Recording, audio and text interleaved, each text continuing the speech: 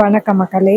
நம்ம கார்த்தி கதையில ஜூலை 9 என்ன நடக்க போகுது அப்படிங்கிறத பத்தி தாங்க இந்த வீடியோல இப்ப நம்ம பார்க்க போறோம். வீடியோவுக்கு மறக்காம லைக் பண்ணிக்கோங்க. நீங்க லைக் பண்றது தான் எங்களுக்கு அடுத்தடுத்து வீடியோ போடுறதுக்கு ரொம்பவே இன்ட்ரெஸ்டிங்கா இருக்க போகுது. ஸோ மறக்காம லைக் பண்ணிட்டு இந்த வீடியோவை தொடர்ந்து பாருங்க. என்ன நடக்குது அப்படின்னா, ஈஸ்வரி இருக்காங்கல்ல, அவங்க அவங்களோட ரூம்ல பயங்கர குழப்பத்துல இருக்காங்க.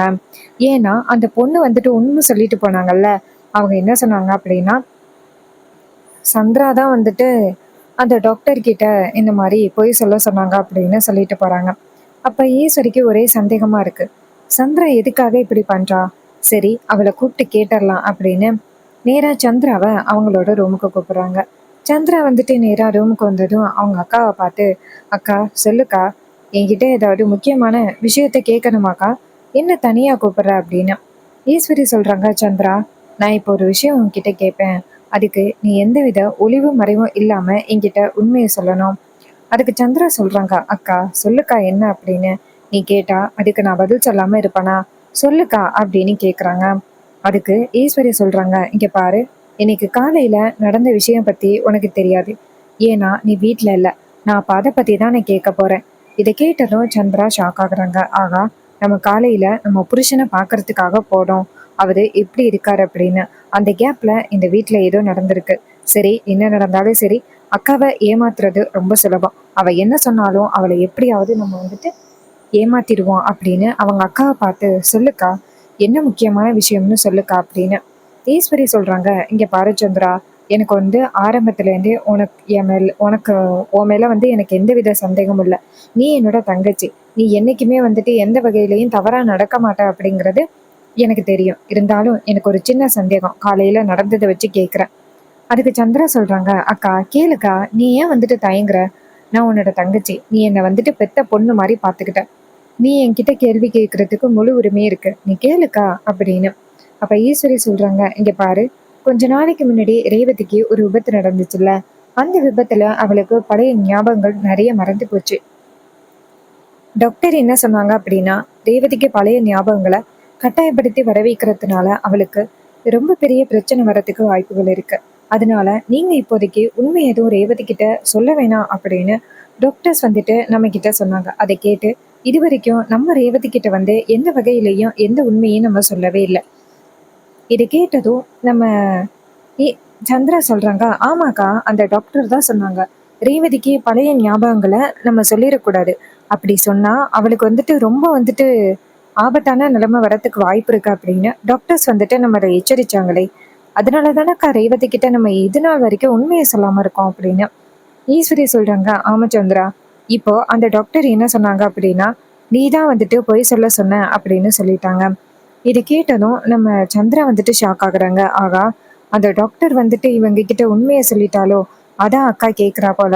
சரி பரவாயில்ல, இந்த சூழ்நிலையை எனக்கு சமாளிக்க தெரியும் அப்படின்னு அவங்க அக்காவை பார்த்து, சரி சொல்லுக்கா, இதுல என்ன இருக்கு அப்படின்னு.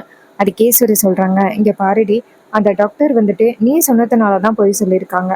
நீ தான் சொல்ல சொன்னியாமல இது மாதிரி ரேவதி வந்துட்டு பழைய ஞாபகங்களை சொல்லக்கூடாது ரேவதிக்கு, அப்படி சொன்னா அவளுக்கு பிரச்சனையாகும் அப்படின்னு நீ தான் சொல்ல சொன்னியாம்ல அப்படின்னு. இதை கேட்டதும் சந்திரா வந்துட்டு அமைதியா இருக்காங்க. ஈஸ்வரி கேட்குறாங்க, இங்க பாரு சந்திரா, நான் உன்னோட அக்கா. நீ எந்த வகையிலையும் என்கிட்ட பொய் சொல்ல மாட்ட அப்படிங்கிற ஒரு நம்பிக்கையில தான் நான் கேட்குறேன். சொல்லு, உண்மையை சொல்லு அப்படின்னு. உடனே நம்ம சந்திரா சொல்றாங்க, அக்கா, நான் உன்கிட்ட இந்த விஷயத்த பத்தி முன்னாடியே சொல்லியிருக்கணும். உனக்கே தெரியும், அந்த டிரைவர் பையன் இந்த வீட்டுக்குள்ள வந்துடவே கூடாது அப்படின்னு நம்ம நினைச்சுக்கிட்டு இருந்தோம். நமக்கு சாதகமா ஒரு விஷயம் நடந்திருக்கு, அந்த டிரைவர் பையன் வீட்டுக்குள்ள வராம இருக்கிறதுக்கு. ஸோ அந்த சூழ்நிலையை நான் பயன்படுத்தாம இருப்பேனாக்கா? இப்போ நான் உன்கிட்ட சொன்னேன் அப்படின்னா நீ கண்டிப்பா ஏத்துப்பியா என்ன அப்படிங்கிறது எனக்கு ஒரு சந்தேகமா இருந்துச்சு. ஒருவேளை ரேவதிக்கு உடம்பு சரியில்லை அப்படிங்கிறதுக்காக நீ அந்த கார்த்தியை ரேவதி கூட சேர்த்து வச்சுட்ட அப்படின்னா என்ன பண்றது? அதனாலதான்க்கா நான் வந்து அந்த டாக்டர் கிட்ட போய் சொல்ல சொன்னேன். வீட்டில் உள்ள எல்லாருமே ரேவதி கிட்ட உண்மையை சொல்றதுக்கு தான் முயற்சி பண்ணுவாங்க. அதனாலதான் எல்லார்கிட்டையுமே ஸ்டாப் பண்ணி வைக்கணும் அப்படிங்கிறதுக்காக நான் அப்படி ஒரு விஷயத்த சொன்னேன். அக்கா, நான் எதுக்காக இப்படி சொன்னேன் அப்படிங்கிறது உனக்கு நல்லாவே தெரியும். அந்த டிரைவர் பையன் இந்த வீட்டுக்குள்ள வந்துடவே கூடாது அப்படிங்கிறதுக்காக தான் நான் சொன்னேன். நான் சொன்னது தப்பாக்கா? நான் சொன்னது தப்பு அப்படின்னா நான் உன்கிட்ட மன்னிப்பு கேட்டுக்கிறேன் அப்படின்னு ஈஸ்வரி சொல்றாங்க. சேச்சே சந்திரா, இந்த விஷயத்த எப்படி சந்திரா நான் தப்புன்னு சொல்லுவேன்? நீ சொன்னது சரிதான் சந்திரா. உன் மேல நான் என்னைக்குமே கோவப்பட மாட்டேன் சந்திரா அப்படின்னு சொல்ல, சந்திரா சொல்றாங்க, சரிக்கா, எங்க நீ வந்துட்டு என்ன நம்ப மாட்டியோ அப்படின்னு நினைச்சு நானே ரொம்ப வந்துட்டு கஷ்டப்பட்டேன் அப்படின்னு. அதுக்கு ஈஸ்வரி சொல்றாங்க, இங்க பாரு சந்திரா, நீ ஒவ்வொரு விஷயமும் முடிவு பண்ணும் பொழுது இந்த வீட்டுக்கு நல்லதுக்காக தான் நீ எல்லாமே முடிவு பண்ணுவ அப்படிங்கிறது எனக்கு நல்லாவே தெரியும். அதனால நீ எதுக்கும் கவலைப்படாத சந்திரா. எனக்கு உன் மேல முழு நம்பிக்கை இருக்கு. இந்த வீட்ல யார் உன்னை பத்தி எந்த வகையில தவறா சொன்னாலும் நான் வந்துட்டு நம்பவே மாட்டேன் அப்படின்னு. இதை கேட்டதும் சந்திரா வந்துட்டு ரொம்ப சந்தோஷப்படுறாங்க. அக்கா, சரிக்கா, எனக்கு ஒரு முக்கியமான வேலை இருக்குக்கா அப்படின்னு சொல்ல, ஈஸ்வரியும் சரி நீ போய் பாரு அப்படின்னு சொன்னதும் சந்திரா அந்த இடத்துல இருந்து வெளியில வராங்க. அப்ப சந்திரா நினைக்கிறாங்க, நல்ல வேலை அக்கா கறி ஏதாவது கேட்டு நம்மள ஏதாவது ஒரு பிரச்சனையில மாட்டி விட்டுருவாளோ அப்படின்னு நினைச்சோம். ஆனா அவ பாட்டுக்கும் இதை பெரிய விஷயமா எடுத்துக்காம விட்டுட்டா அப்படின்னு சந்திரா ரொம்ப ஹாப்பியா வெளியில வராங்க. அப்போ ரேவதி நேரா அவங்க அம்மா கிட்ட போயிட்டு, அம்மா, என்னை மட்டும் நீ சித்தி கிட்ட பேசிக்கிட்டு இருந்தா நான் பார்த்தேன். சித்தி பண்ணது எவ்வளவு பெரிய தப்பு. ஆனா நீங்க இன்னும் சித்திக்கு எப்படிதான் சப்போர்ட் பண்றீங்களோ அப்படின்னு தெரியல. அதுக்கு ஈஸ்வரி சொல்றாங்க, இங்க பாரு ரேவதி, அவ வந்து நீ நல்லா இருக்கணும் அப்படிங்கிறதுக்காக தான் அவ அப்படி சொல்லியிருக்கா. இங்க பாரு, உனக்கு தெரியாது என்னெல்லாம் நடந்துச்சு அப்படின்னு. கல்யாணம் ஆன விஷயத்த மட்டும்தானே சொல்றாங்க. ஆனா அதுக்கு முன்னாடி என்ன நடந்துச்சு அப்படிங்கிறத பத்தி யாராவது ஒருத்தவங்க உன்கிட்ட சொன்னாங்களா? இங்க பாரு ரேவதி, கல்யாணம் ஆனதுலேருந்து நீ சந்தோஷமாவே இல்லை.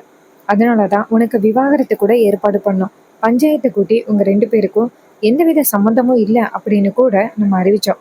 இது எல்லாம் பொய் அப்படின்னா நீ யாருக்கிட்ட வேணாலும் கேட்டுப்பாரு. உங்க 2 பேருக்கும் நடந்த கல்யாணம் உங்க 2 பேருக்குமே விருப்பம் இல்லை. உனக்கு கூட விருப்பம் இல்லை. அதனால தான் வந்துட்டு பஞ்சாயத்தை கூட்டி காசை வெட்டி கூட போட்டோம். அதனால தான் உனக்கு அவனோட ஞாபகம் வர வேண்டாம் அப்படின்னு நான் நினைச்சேன். இதை கேட்டதும் ரேவதி சொல்றாங்க, அம்மா, நீங்க சொல்றதை என்னால நம்பவே முடியல. கண்டிப்பா கார்த்தி நல்லவர் அப்படின்னு தான் எனக்கு தோணுது. நீங்க இதுக்காக இப்படி சொல்றீங்க அப்படின்னு எனக்கு புரியலம்மா அப்படின்னு சொல்லிட்டு ரேவதி அந்த இடத்துல இருந்து போறாங்க. இதை பார்த்துட்டு ரொம்பவே ஷாக் ஆகுறாங்க ஈஸ்வரி. ஆகா, நம்ம எவ்வளவு சொல்லியும் இவ கொஞ்சம் கூட கேட்கவே மாட்டிக்கிறாளே. அந்த டிரைவர் பையன் மேல இவ இவ்வளவு நம்பிக்கையோட இருக்காளே, இது நமக்கு பிரச்சனையாச்சே அப்படின்னு ஈஸ்வரி நினைக்கிறாங்க. இன்னொரு பக்கம் ரேவதி நேரா ரூமுக்கு போனதோட சந்திரா வந்துட்டு அவங்க ரூம்ல உட்காந்துருக்காங்க. அப்போ அவங்க புருஷன் சிவனாண்டி ஃபோன் பண்றாரு. சந்திரா ஃபோன் அட்டன் பண்ணி, சொல்லுங்க, நான் அக்கா வீட்டில் இருக்கேன். இங்கே இருக்கும் பொழுது நானாக தானே ஃபோன் பண்ணுறேன் அப்படின்னு சொல்லியிருக்கேன். ஏற்கனவே அக்கா கறிக்கு இந்த வீட்டில் உள்ள யாரோ அந்த சிவனாண்டி உங்களுக்கும் மருதுக்கும் உதவி பண்ணவன் எவனோ ஒருத்தன் இருக்கான் வீட்டுக்குள்ள அப்படின்னு அக்காவுக்கு ஏற்கனவே சந்தேகம் வந்துருச்சு. இப்போ நீங்கள் அடிக்கடி எனக்கு ஃபோன் பண்ணீங்க அப்படின்னா கண்டிப்பாக அக்கா கறிக்கிட்ட மாட்டிக்கிறதுக்கு நிறைய வாய்ப்பு இருக்கு. அதனால எனக்கு கொஞ்சம் இனிமே ஃபோன் அடிக்கிறத கொஞ்சம் நிப்பாட்டுங்க அப்படின்னு. இதை கேட்டதும் அவரே ஷாக் ஆகுறாரு. என்ன சந்திரா எப்படி சொல்ற? நான் உன்னோட புருஷன், அதுவும் இப்போ ரொம்ப ஆபத்தான நிலைமையிலேருந்து தப்பிச்சு வந்திருக்கேன். நான் வந்துட்டு உன்னை பார்க்கணும் அப்படின்னு ஆசைப்படுறேன். நீ என்னடானா எப்படி சொல்ற அப்படின்னு. அப்ப சந்திரா சொல்றாங்க, என்னங்க, எல்லாமே நம்ம 2 பேரும் எதிர்காலத்துல சந்தோஷமா இருக்கணும் அப்படிங்கிறதுக்காக தானங்க நான் இதெல்லாம் பண்ணிக்கிட்டு இருக்கேன். ஈஸ்வரிய எப்படியாவது 0 ஆக்கணும். அவளோட இடத்துக்கு உங்களை வர வச்சு நான் உங்களை அழகு பார்க்கணும். அதுதான் என்னுடைய குறிக்கோள். அதுக்காக தான் நான் இவ்ளோ ஒரு பெரிய விஷயத்துல இறங்கியிருக்கேன். அதுக்கு அவர் சொல்றாரு, சரி சந்திரா, ஹாஸ்பிட்டல்ல கொண்டு போய் செக்அப் பண்ணணும் என்னோட அந்த காயத்தை, நீ வரியா அப்படின்னு. அதுக்கு சந்திரா சொல்றாங்க, சரிங்க, இன்னும் 10 நிமிஷத்துல நான் அங்க இருக்கேன்.